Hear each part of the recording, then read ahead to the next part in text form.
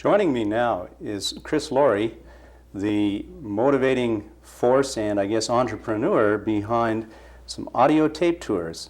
Two titles, Chris, Pioneers of Nelson and Kootenay Passages. And right off the top, we'll say they sell for $12.95. How long ago did this start, and what got you going on this particular project? Well, it began 2 years ago. The seed was planted in my mind when I brought a friend to visit Nelson, and we took the walking tour of the city, and half the information in that walking tour I had never known, and I'd grown up here as a kid, and I was surprised how much heritage was around us. Mm-hmm. And then the next day we went on a driving tour of the Circle Drive towards Caslow up to the Slocan and back down Highway number 6.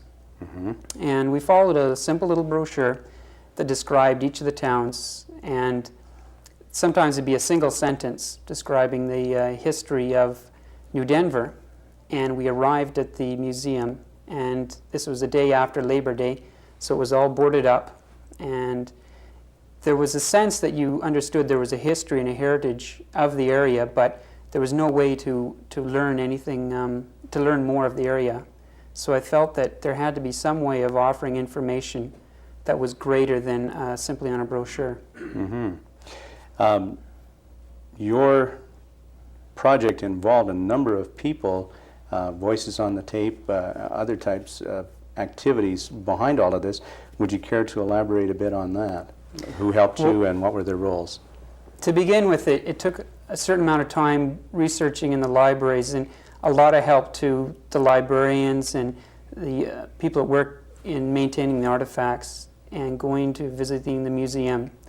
And then we spent quite a bit of time with Fran Wallace assisting in developing the scripts. Mm-hmm. And rewrites over rewrites over rewrites.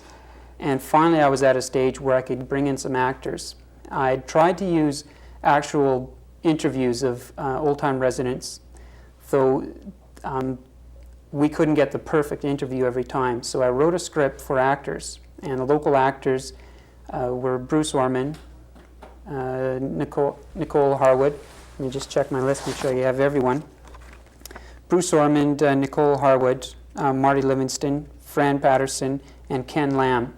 And now we brought them into the studio and had them act as old-time residents. And I'd taken those tapes with me to Vancouver, and we compiled them into the tape, as well as music recorded by Francis Lamb. Mm-hmm. We have two brief excerpts from the Pioneers tape ready to listen to tonight, and maybe this would be a good time to listen to the one that describes some action related to the fire hall.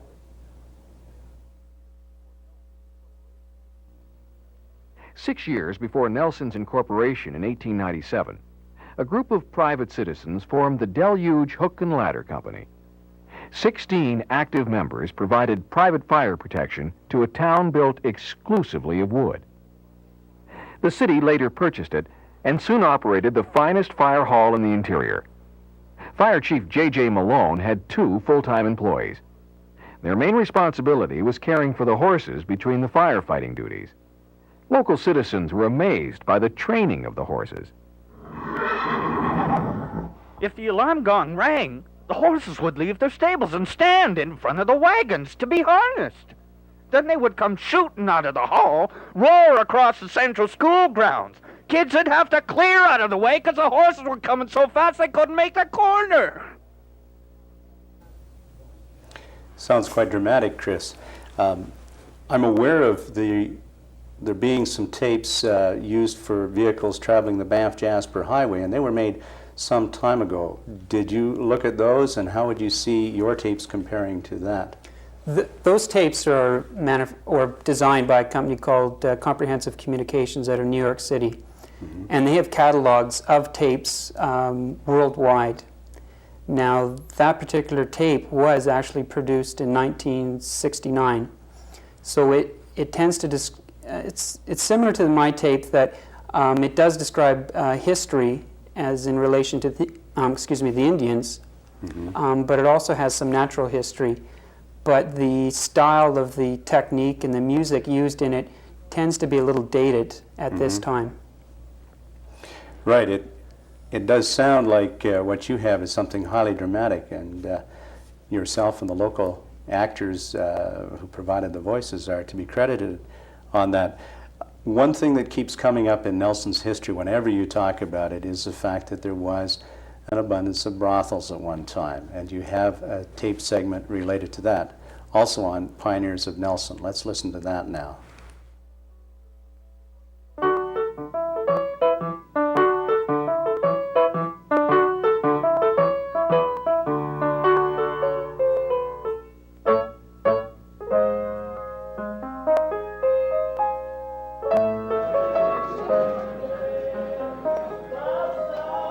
Hidden in the trees is the home built by Judge Foreign in 1897 of the Dutch colonial revival design. Unhappy with the racket coming from the bordellos operating below his veranda on East Baker, he petitioned City Council to close down the brothels. Public opinion often clashed on the issue of cleaning up Nelson's neighborhood. The social evil may be a nuisance, but Nelson has several nuisances that will have to be put up with. One of these is the class of people who are always throwing a stink pot.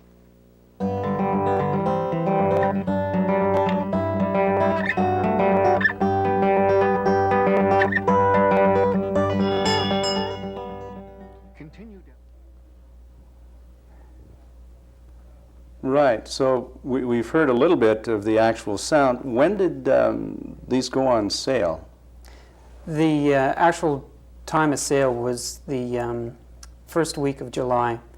Unfortunately, because of problems with the speed at which we had to coordinate our actual production of the tape, design the layout, and actually get it manufactured, took more time than expected. And so we were late for this tour season, but we'll be well organized for next year.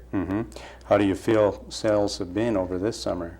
Well, starting late in July, we sold over 100 tapes, generally just in the Nelson area. And August, unfortunately, likely due to the weather, we've only sold 60 tapes. But I feel that September will likely be our strongest month because we tend to get a lot more tourists in September who are the retirees who have a little more time and have a greater respect for the area's history. Right. Well, it sounds like you do have an exciting project there. Again, it's 2 tapes, Pioneers of Nelson and Kootenay Passages, each selling for $12.95. And I guess there's several local outlets that would carry them. Usually they're available in all the bookstores and newsstands in town, as well as many of the gift shops and the popular hotels. Right. Okay. An interesting way of dealing with our history, and it's kind of neat, Chris, to see that somebody has taken the time to put it together like this. Thanks for being with us. Thank you.